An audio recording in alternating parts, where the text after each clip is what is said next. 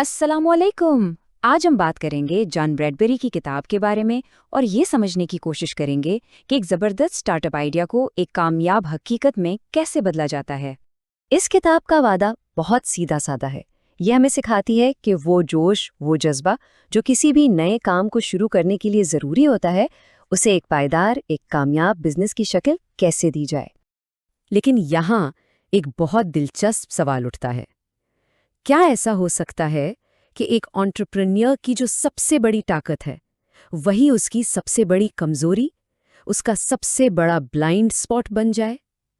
चलें, इसी गुत्थी को सुलझाने की कोशिश करते हैं। और इसी ख्याल को बेंजामिन फ्रैंकलिन के एक कॉल से बेहतर कौन समझा सकता है, जो किताब के शुरू में ही दिया गया है कि अगर जज्बा आपको चला रहा है तो अक्ल को लगाम थामने दें, यानी पैशन और रीजन का बैलेंस, यही सारा खेल है। किताब का एक मरकजी ख्याल है पैशन ट्रैप, या जिसे हम कह सकते हैं जज्बे का जाल। ये एक बड़ी दिलचस्प बात है कि कभी-कभी अपने आइडिया से बहुत ज़्यादा लगाव, बहुत ज़्यादा मोहब्बत ही इसके लिए सबसे बड़ा खतरा बन जाती है। तो आखिर ये जज्बे का जाल है क्या चीज़?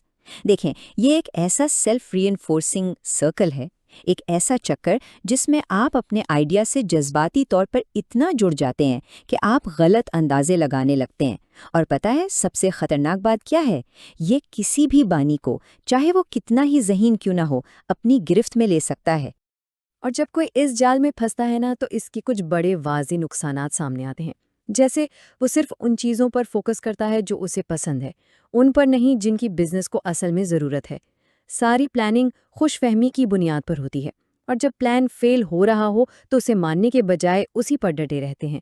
मतलब हकीकत से आंखें चुरा ली जाती हैं। अच्छा, अब ये देखते हैं कि ये जाल काम कैसे करता है। इसका एक पैटर्न है। पहला कदम, किसी को अपने आइडिया से इश्क हो जाता है। दूसरा कदम, फिर वो अपना वक्त, पैसा, सारी तवानाई उस पर लगा देता है। तीसरा कदम, अब मार्केट से यानी असल दुनिया से कुछ फीडबैक आना शुरू होता है। और ये रहा चौथा और सबसे अहम कदम, वो उस फीडबैक को भी अपने मतलब के मुताबिक ही समझता है। सिर्फ वो बातें सुनता है जो उसके आइडिया को सही साबित करें, जिससे उसका लगाव और भी पक्का हो जाता है। और ये चक्कर चलता रहता है। तो फिर सवाल ये पैदा होता है कि आखिर क्या किया जाए? कोई बानी अपने जज्बे की इस ज़बरदस्त ताकत को इस्तेमाल भी करे और इस जाल में फंसने से भी बच जाए। तो इसका हल, उसका तिर्याक, किताब में दिए गए 6 बुनियादी उसूलों में छुपा है। ये 6 उसूल एक मजबूत बुनियाद फराहम करते हैं ताकि आप इस पैशन ट्रैप से बच सकें। तो ये हैं वो 6 उसूल। पहला है बानी की तैयारी, दूसरा मार्केट की समझबूझ, तीसरा एक ठोस मैथ स्टोरी यानी बिजनेस का हिसाब किताब, चौथा स्टार्टअप की लचक, पांचवा कम्युनिकेशन में ईमानदारी और छठा कायम रहने की ताकत। आज की इस गुफ्तगू में हम पहले 2 उसूलों पर जरा तफसील से बात करेंगे क्योंकि यही सबसे बुनियादी हैं। तो आइए बात करते हैं पहले उसूल की, खुद को जानना यानी फाउंडर रेडीनेस। देखिए, सारा सफ़र बानी की ज़ात से ही शुरू होता है, और इस बात को एक बहुत मशहूर कौल से समझा जा सकता है कि जीतने की ख्वाहिश नहीं, बल्कि जीतने के लिए तैयारी करने की ख्वाहिश ही असल फ़र्क पैदा करती है। यही है फाउंडर रेडीनेस का असल मतलब। सिर्फ चाहना काफ़ी नहीं, तैयारी करना ज़रूरी है। तो फाउंडर रेडीनेस का मतलब ये है कि बिजनेस शुरू करने से पहले एक लम्हे को रुककर पूरी ईमानदारी से अपना जायज़ा लिया जाए। मेरा मकसद क्या है, मेरे अहदाफ क्या हैं, मेरे पास क्या स्किल्स और वसाइल हैं। ये खुद एहतसाबी बहुत बहुत ज़रूरी है। अच्छा, ये तो हुई अंदरूनी तैयारी की बात। अब बाहर की दुनिया की तरफ आते हैं, यानी ग्राहक और मार्केट की तरफ। और ये हमें लाता है असूल नंबर 2 पर, अपने ग्राहक को जानना यानी मार्केट ओरिएंटेशन। ये स्लाइड एक बहुत बड़े फ़र्क को वाज़े करती है। एक होती है प्रोडक्ट फर्स्ट सोच, जिसका सारा ध्यान क्या पर होता है, यानी प्रोडक्ट क्या है।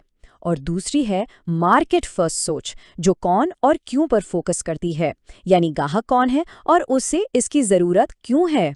एक सोचती है कि अच्छी प्रोडक्ट अपनी मार्केट खुद बना लेगी, दूसरी ये मानती है कि मार्केट की ज़रूरत ही प्रोडक्ट को कामयाबी की तरफ खींचती है। असल बात यह है कि जज्बा आइडिया के लिए नहीं, बल्कि ग्राहक का मसला हल करने के लिए होना चाहिए। और इस सारी बहस का निचोड़ वाई कॉम्बिनेटर के पॉल ग्रेहम के इस एक जुमले में है, जो कामयाब स्टार्टअप्स का एक तरह से मंत्रा बन चुका है। ایسی چیز بنائیں جسے لوگ چاہتے ہوں، بس اتنی سی بات ہے۔ تو جب ان سب اصولوں کو اپنایا جاتا ہے، جب جذبے کو عقل کی لگام دی جاتی ہے، تو پھر بانی کا مقصد صرف کامیابی حاصل کرنا نہیں رہتا، وہ ایک خاص چیز حاصل کرتا ہے جسے کتاب میں ارنڈ آپٹمزم یا کمائی ہوئی امید کہا گیا ہے۔ اب یہ کمائی ہوئی امید کیا بلا ہے؟ یہ کوئی اندھی امید نہیں ہے، کوئی خوش فہمی نہیں ہے۔ یہ وہ امید ہے جو ٹھوس تیاری، ایماندارانہ جائزے اور محنت کی چٹان پر کھڑی ہوتی ہے۔ یہ جذبے کو ختم نہیں کرتی، بلکہ اسے حقیقت کی زمین پر مضبوطی سے کھڑا کر دیتی ہے۔ اور اسی ایک سوال پر ہم آج کی اس گفتگو کو ختم کرتے ہیں۔ ایک ایسا سوال جو ہر کسی کو، جو کوئی نیا کام شروع کرنا چاہتا ہے، اپنے آپ سے ضرور پوچھنا چاہیے کہ کیا میری امید کمائی ہوئی ہے؟